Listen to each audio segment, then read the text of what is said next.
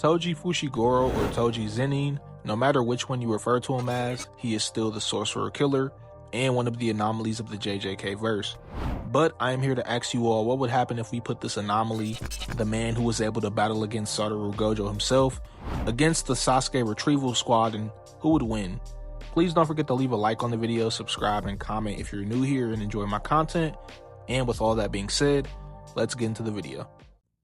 Now, before going over Toji himself, I'd first like to talk about his cursed tools that he has access to, as these are essentially his standard equipment in a versus battle, specifically when talking about his alive counterpart.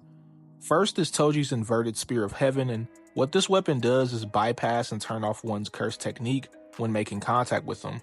Now, if you believe that cursed techniques and jutsus are one and the same, or are the same because they're both spiritually based, and in the context of this versus battle, needing to have something either exactly like or similar to cursed energy or techniques would be needed to be present in order to make Toji's spirit effective and to make the battle fair, I'll just say that cursed techniques and jutsus are in fact one and the same, so that if Toji attacks them with the spear and they use a jutsu, it'll just completely nullify it like how it does cursed techniques.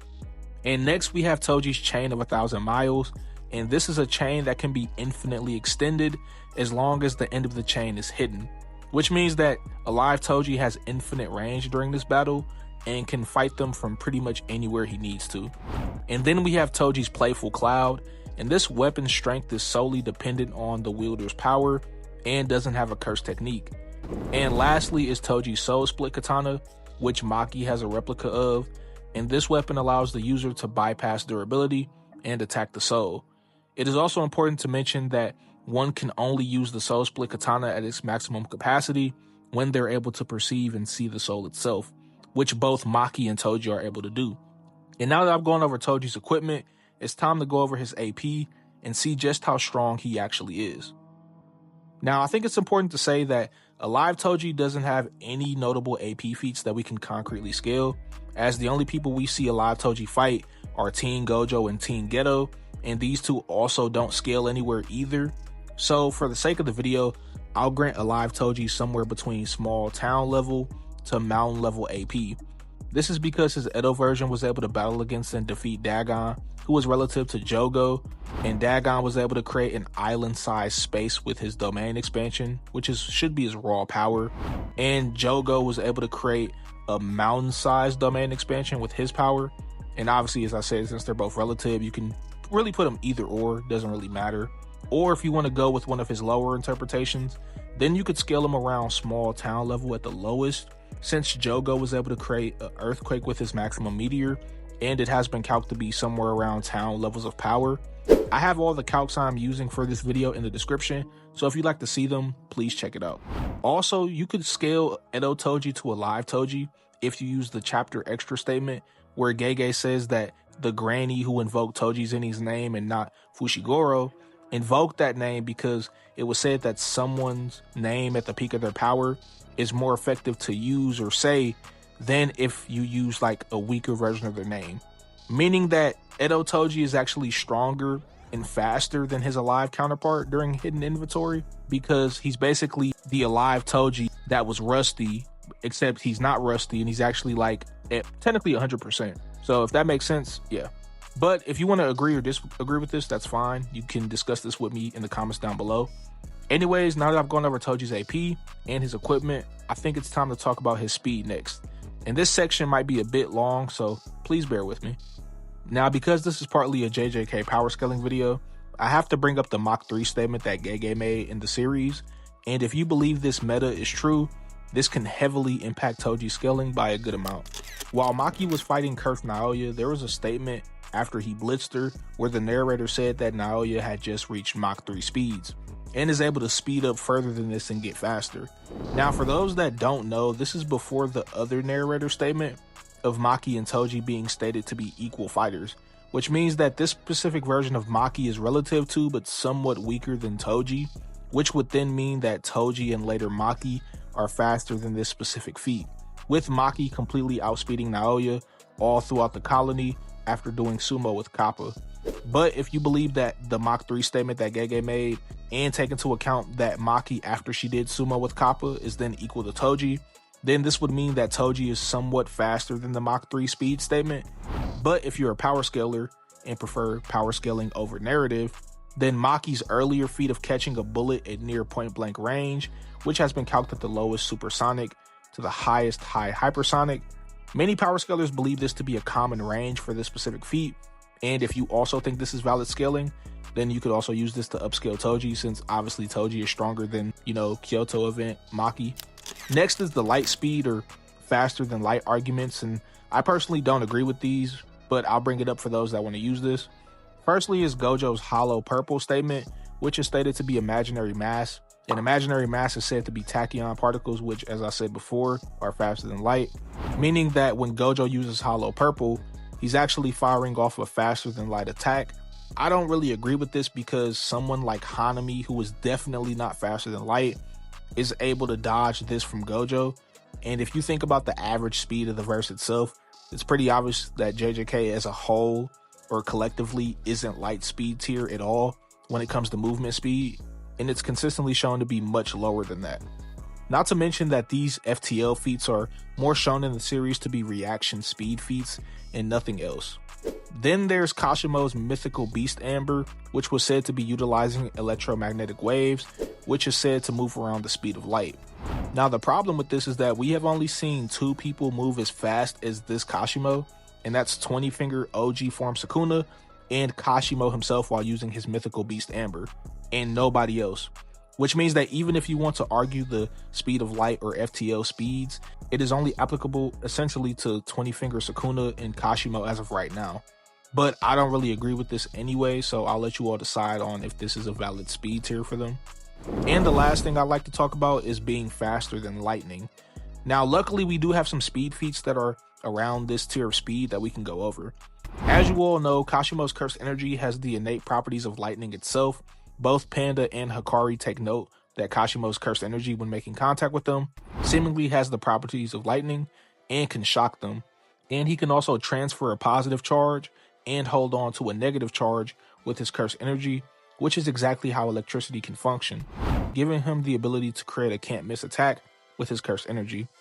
I've brought all of this up to say that Toji could also scale to this level of speed if you take into account the anime where Megumi summons Nue and it uses electricity to attack him, and Toji is completely unscathed and comes out of the building right after this attack.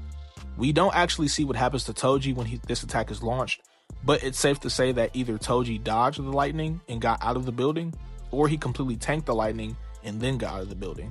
Even if he didn't dodge it and just tanked it, you could also scale Toji to the feats of 15-finger Maguna, since during this time, Maki and Toji are completely equal fighters, and Maki is able to keep up with Maguna without much trouble, and even increases her movement speed further during the fight, which implies that Toji could also do the same thing as well. And I know people are going to say that Maguna was nerfed because he said his output was being affected below 10% by Megumi, but this actually isn't the case. He actually says that Megumi was messing with his cursed energy output, which means that when it came to how strong his cursed techniques was, like for example his cleave, which he did on Yuji, he literally says like, why isn't the cleave working on Yuji? It's supposed to, adapt to his durability and his cursed energy to basically one-shot him. And he was taking multiple cleaves at the same time and was not getting one-shotted. So, which means that this was affecting his output and not his physicals, which he also notes that his physical attributes like movement speed and such aren't affected. And Maki was able to consistently keep up with him. With this version of Sukuna being relative to Hikari and Kashimo, which means that he, alongside Maki, both scale to lightning levels of speed if you want to use this argument. And with Toji's speed being covered, let's go over his hacks and abilities. When it comes to Toji's hacks, the only important things to talk about are his extraordinary perception abilities and his heavenly restriction. When it comes to his perception, it is stated that Toji's basic 5 senses are extremely refined, so much so that like Maki, he can do things like smell light or see sound. He can also do things like predict someone's movements by feeling the differences in temperature and air density as well.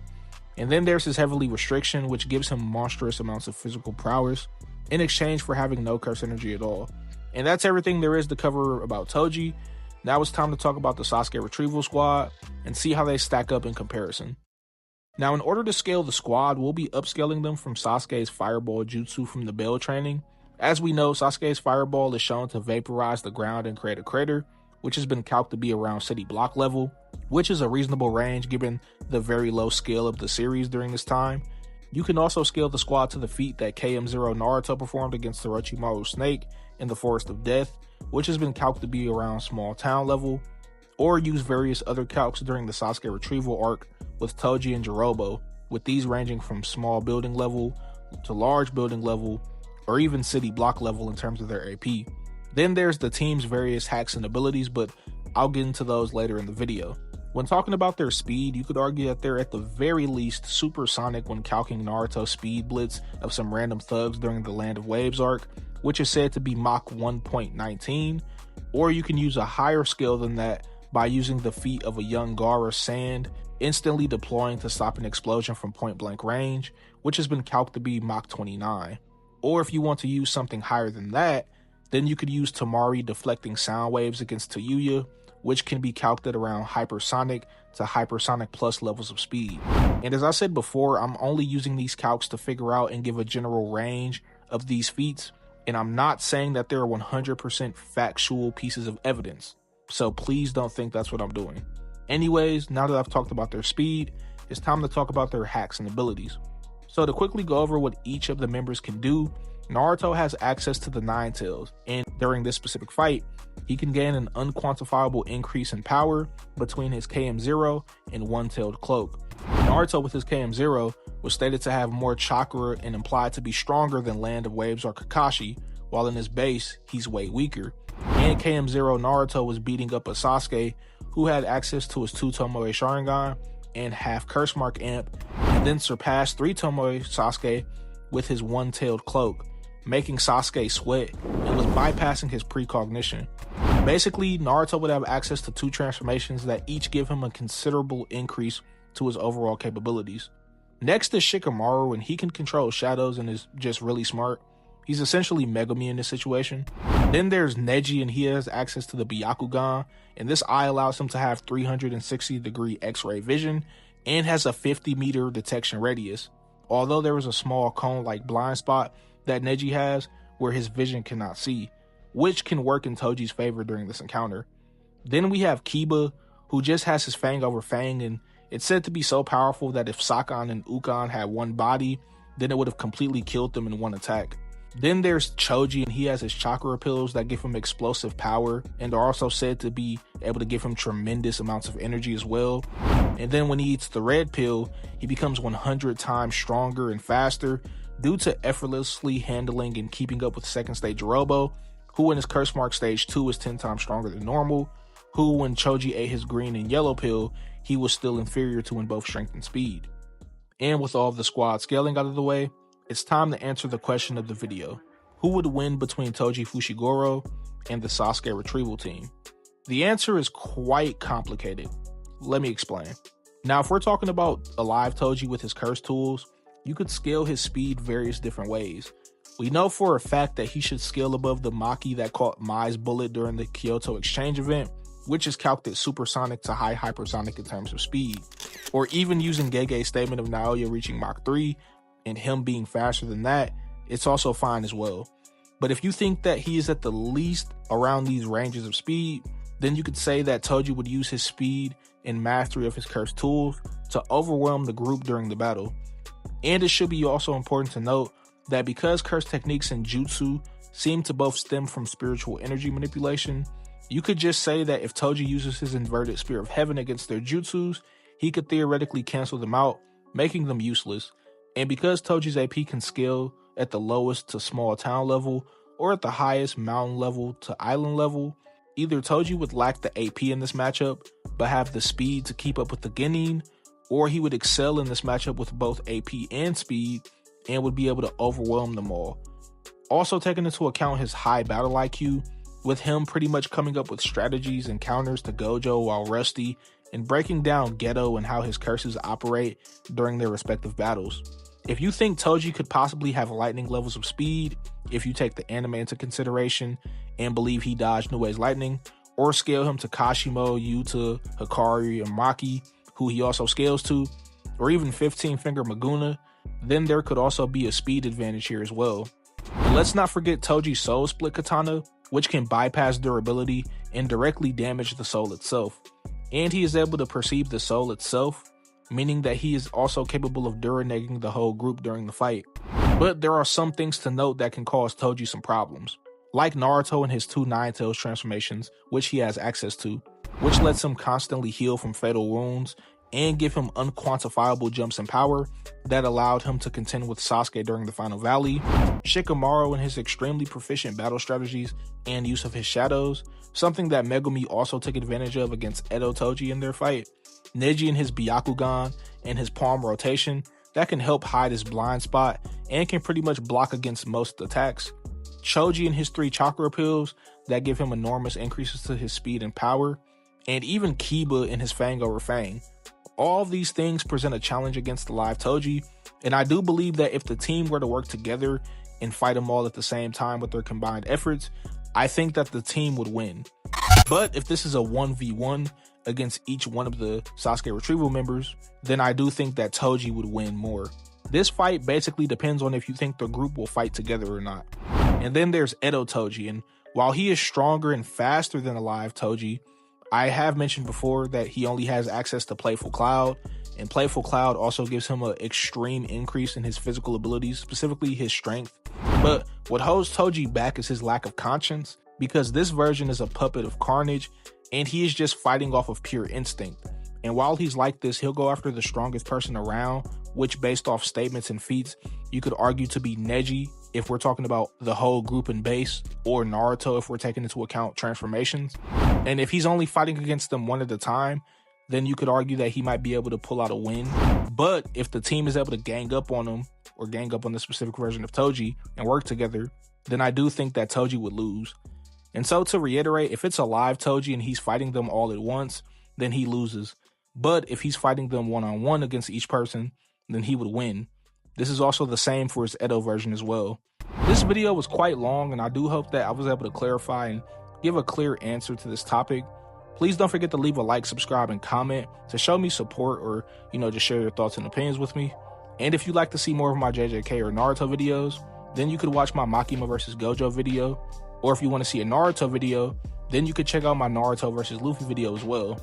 Or you can check out my previous video, which was Goku vs. Featherine, if that piques your interest. Thank you all for watching, and I'll see you all in the next video. Take care.